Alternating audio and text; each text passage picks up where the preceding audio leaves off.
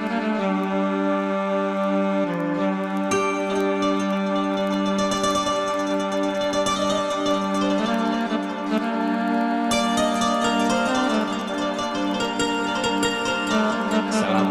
warahmatullahi wabarakatuh. Hmm. Yang saya hormati Gus Wahid, para senior, semuanya yang berbahagia. Saya mungkin menambah atau mempertegas sedikit saja karena apa yang disampaikan oleh pembicara tadi Pak Najib, Pak Aska, dan juga Ibu Bega tadi sebetulnya sudah sangat komprehensif, sudah sangat komplit.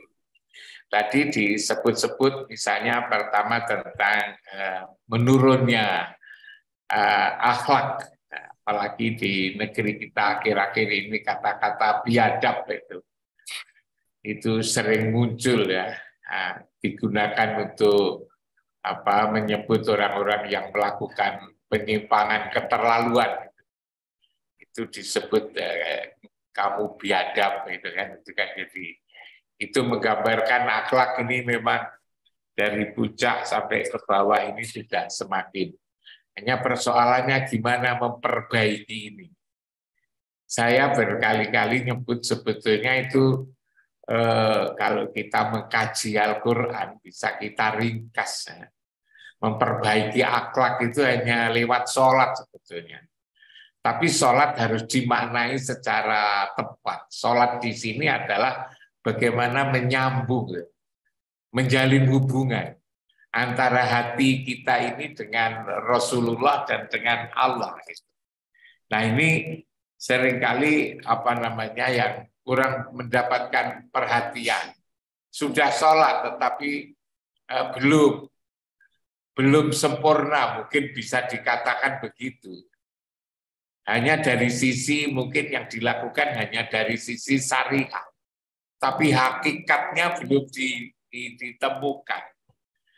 Soal akhlak ini kan di surat Al-Fat itu kan juga dikatakan waladzi anzala sakinata fi qulubil mu'minin. Ini kan sudah bahwa sakinah, mawaddah, warahmah, hati menjadi tenang sebagai modal untuk membangun akhlak ini ternyata Allah yang mengatur yang ada di dalamnya. Lalu caranya gimana? Itu tadi nyambung, ya. Nyambung itu adalah lewat sholat itu. Tapi memang sholat yang kira-kira bisa kita ini betul-betul ketemu mulaku robbihim, saya katakan mulaku robbihim, yadunnuna annahum mulaku robbihim wa annahum ilaihi rajiun, itu ketemu Allah itu kan.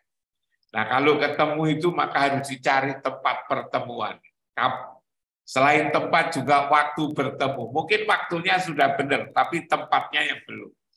Nah itu yang satu tentang akhlak. Jadi sebetulnya satu aja diperbaiki. Bagaimana komunikasi batin kita ini dengan Allah dan Rasul lewat kegiatan sholat sehari-hari itu saya kira sudah bagus.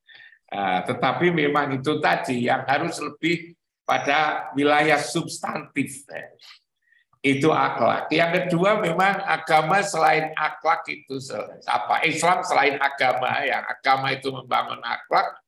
Agama itu juga peradaban itu, juga kebudayaan yang luhur,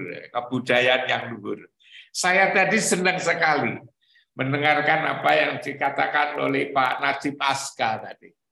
Perlu membuka kembali literatur-literatur, bacaan-bacaan, kitab-kitab yang diwariskan dari generasi ke generasi. Terlintas oleh saya, Gus Wahid, umat Islam ini kan di mana-mana itu kan tidak ada semacam gairah yang bisa melahirkan perubahan, gairah yang bisa melahirkan kemenangan. Terkait dengan apa yang dikatakan Pak Najib Aska tadi yang perlu dibuka kembali, itu juga termasuk ajaran-ajaran Islam yang masuk yang kita pelajari itu. Misalnya sifat 20. Kita ini sejak kecil kan diajari sifat 20. Sifat 20 itu kan diajarkan kepada kita itu sifat Allah. Apa benar itu sifat Allah? Kalau itu sifat Allah hanya 20. Kan lebih banyak sifat Gus Wakid kalau gitu. Jangan-jangan itu bukan sifat 20 pada Allah, tapi sifat 20 bagi Allah. Gitu kan. Saya ingin menunjukkan itu Gus Wahid, bahwa sifat 20 itu kan biasanya dibagi menjadi 4 itu. Sifat nafsiyah, salbiyah, ma'ani, dan maknawiyah. Sifat nafsiyah itu wujud gitu kan. Lalu salbiyah, kidam bakok mukhalafatu lil khawatisi itu, qiyamu binafsi. Nah, saya ingin tunjukkan ini Gus Wahid. Ialah yang salbiyah dan maknawiyah itu. Yang salbiyah dan maknawiyah itu. Ma'ani dan maknawiyah itu. Ma'ani dan maknawiyah. Di sana ada kodrat, irodat, ilmu, hayat, sama, basar, kalam. Tapi lalu kemudian yang maknawiyah itu ada qadirun, muridun, alimun, hayun, samiun, basirun, mutakalimun. Ini jangan-jangan bukan sifat Allah, Gus Wahid. Jangan-jangan ini adalah sifat kita sebagai mukmin. Bahwa kita ini tidak berkuasa, tapi diberi kuasa. Kita tidak punya keinginan, tapi diberi keinginan. Kita ini tidak punya ilmu, tetapi diberi kekuasaan untuk mengembangkan ilmu.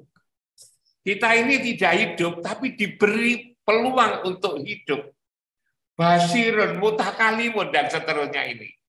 Nah, kalau ini dinyatakan bahwa ini adalah sifat mukmin, sifat kita, maka manusia mukmin itu lalu kemudian berusaha keras untuk mengubah dirinya. Gus Wahid tadi kan berkali-kali mengatakan bahwa konsep diri tadi. Saya juga teringat ini.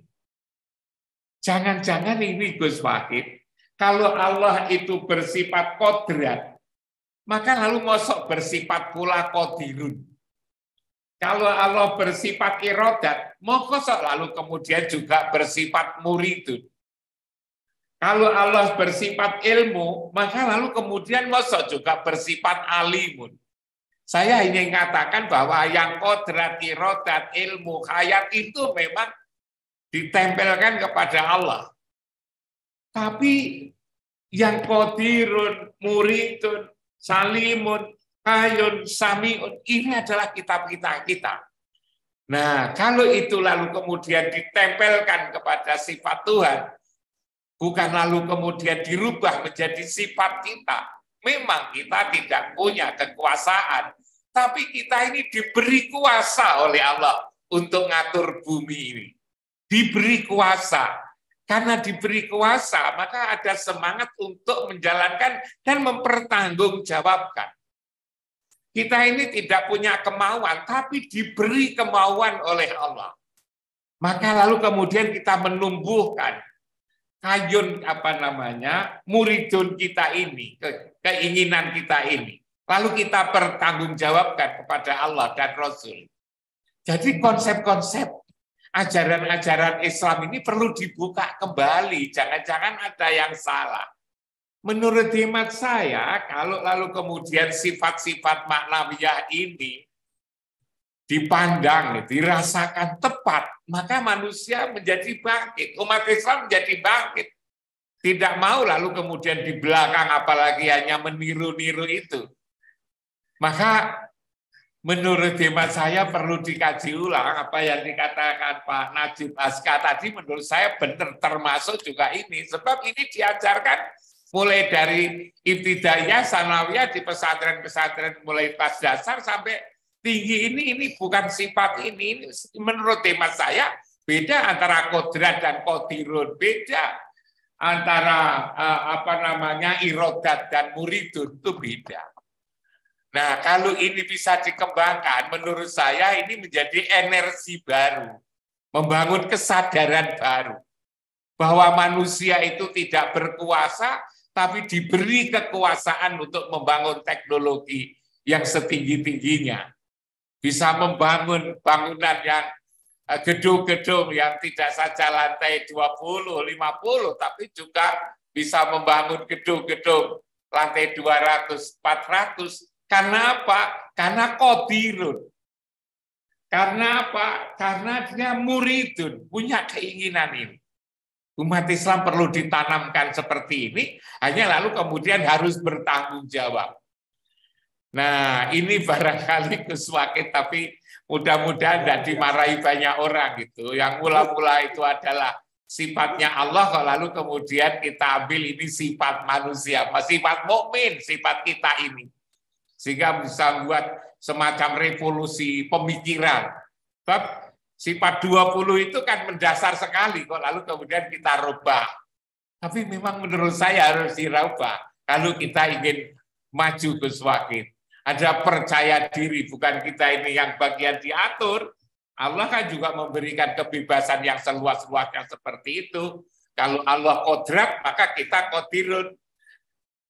Kalau Allah itu punya sifat irodat, kita punya sifat muridun, diberi keinginan. Nah, saya kira itu Gus Wakid, mudah-mudahan bisa dijadikan bahan pertimbangan. Mohon maaf. Assalamualaikum warahmatullahi wabarakatuh. Waalaikumsalam warahmatullahi wabarakatuh. Selanjutnya